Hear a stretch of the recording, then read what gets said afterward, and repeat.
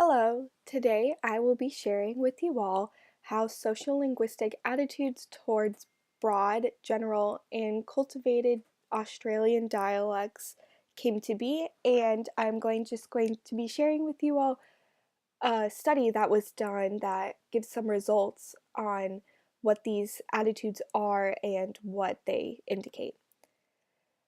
So, just to give you all a little bit more information, cultivated Australian English is considered to be the most prestige dialect and form of Australian English, and broad Australian English is the complete opposite and it is much more stigmatized. And then general Australian English falls in between the two of cultivated Australian English and broad Australian English. So, as I already mentioned, there's these three dialects, and one is much more prestige than the other. And why are there these negative attitudes towards the different dialects? Well, this is because there were negative feelings towards the immigrants coming to Australia. And this is a form of stigmatization which occurs when dialects are looked at negatively because the individuals using this other dialect are also looked at negatively. So, current research has been conducted and it analyzes language attitudes in the technique called the guise technique. And this technique elicits stereotypes attached to these different dialects. So, it's able to kind of assess what attitudes we have towards the dialects. And how is it done? Well, a tape recording is used of different dialect speech in a controlled setting with controlling the same intonation and duration of the speech, and the listener is given the speech recording and told to judge the recording purely based off of the voice that they hear. So, allowing this controlled setting, which is monitoring the intonation and the duration, allows us to explicitly judge based off of the voice. And it provides a more valid way to obtain stereotypes just because it eliminates all these other factors and the judgment is purely based off of the voice that they're hearing. So, Peter Ball at the University of Tasmania conducted a study with 3 experiments using this guise technique that I just explained. So, Ball used 22 subjects that were second-year psychology students, and he included both male and female participants, and they were students at the University of Tasmania.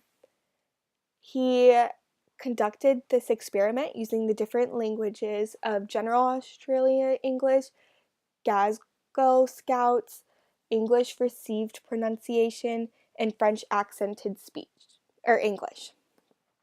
So his first experiment was conducted to establish if different speech styles evoked stereotypes for Australian listeners.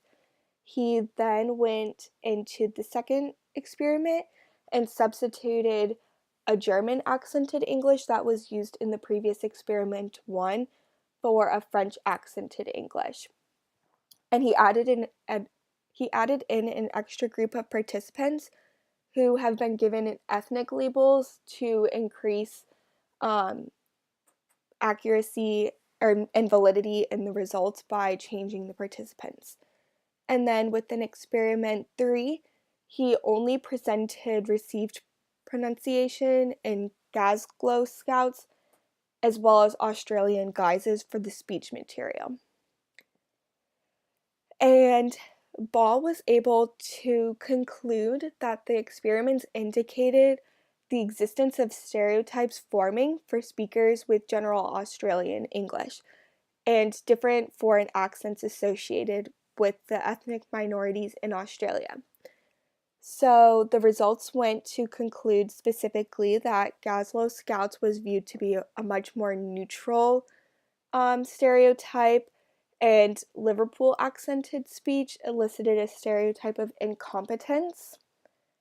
French accented speech was viewed as highly attractive, and general to cultivated Australian accented speech was constantly yielded with much more negative feelings and attitudes towards the guises. So, this study that Paul conducted does conclude that there are stereotypes and attitudes that come with these different dialects, and that Australian listeners do feel this way towards other dialects, and he was able to do this in a controlled setting so that the results could yield much more accurate information. So, this is just important to know in coming in contact with people of other dialects to understand that these stereotypes do exist, but to also increase our knowledge and education on the dialects so that when we encounter other individuals with these different accents that we don't let our negative stereotypes affect how we view them. Thank you.